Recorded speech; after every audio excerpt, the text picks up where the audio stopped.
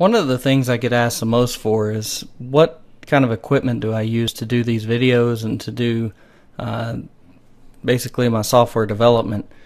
And that question isn't as easy to answer as it sometimes comes across. I've recently upgraded pretty much everything except for the trusty couple of components I'll go over in this picture. So I took a quick still of it today while I was in cleaning up my office a little bit. So we'll go over it from left to right. You know, every office has got a phone. This one's just a Costco special. Came with about 8 receivers and this for $100. So of course you got to buy that. Then you got next to it setting is a TrendNet 8-port gigabit switch, which there are actually 3 computers in my office. I share the office with my daughters. They each have a computer with 2 monitors. Yeah, they're a little bit spoiled, but I'd rather have them doing their computing activities where I can see them as opposed to like so many other kids who retreat to their rooms. No TVs in the bedrooms and no computers in private. That's a rule here. Same with cell phones. No cell phones in their bedrooms. So that's how we do it. Anyway, enough of that sidetrack. We get back to what we see on the left monitor is an Asus 24-inch.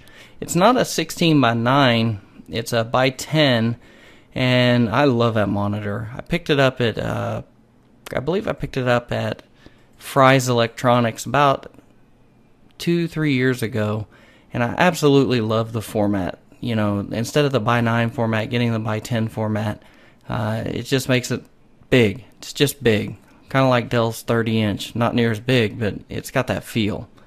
Then we got a little Walmart LED light, and underneath it we've got the current MSDN magazine, which no developer should go without. We've got the O'Reilly's, I believe, the Link and C# 5.0 pocket references.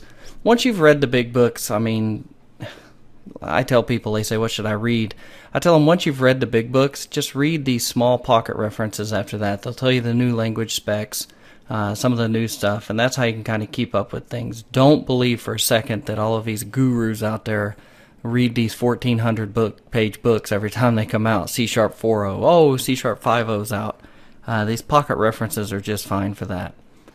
The speakers that you can see, they're the most beat up part of the system, and that's because they're kind of my favorite part that have never been upgraded. I've probably had these speakers for 10 plus years. Lloyd Case, who was a writer for Computer Gaming World back in the day, the Jeff Green Lloyd Case days, shows my age a little bit, but they wrote an article on the Boston Acoustics BA635s, and I still believe that there has not been a set of 3-piece speakers that have come out that have been better.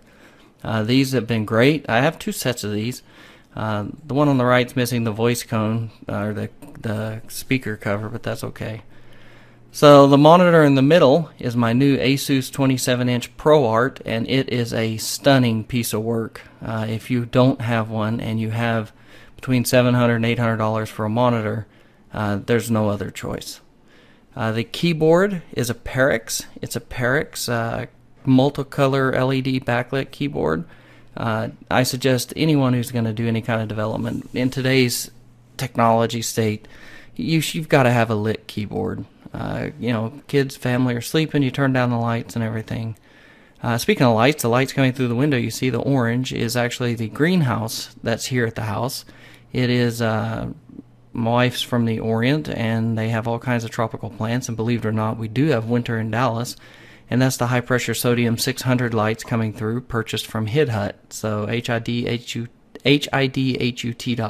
a great place to buy lights if you're going to keep your plants indoors during the winter.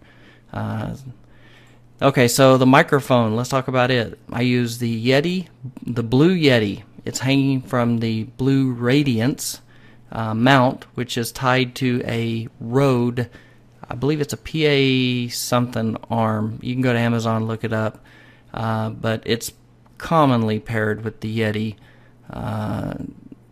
microphone, so you can just look that up on YouTube. I can't remember what the exact model. I have actually a video on my YouTube site where I unbox it. You can check that out. It's a great mount, holds a microphone up great. I've heard people say that you can't see and it doesn't hold it up well, but that's simply not true. And then you've got, you know, sitting on the desk, you've got a camera with antenna. Let me explain that one a little bit. My daughter uses this computer, we call it Skynet, It's the most powerful computer in the house. 6 cores, 32 gig of RAM, 4 gigabyte RAID 0 striped with the 256 gig SSD Pro Samsung.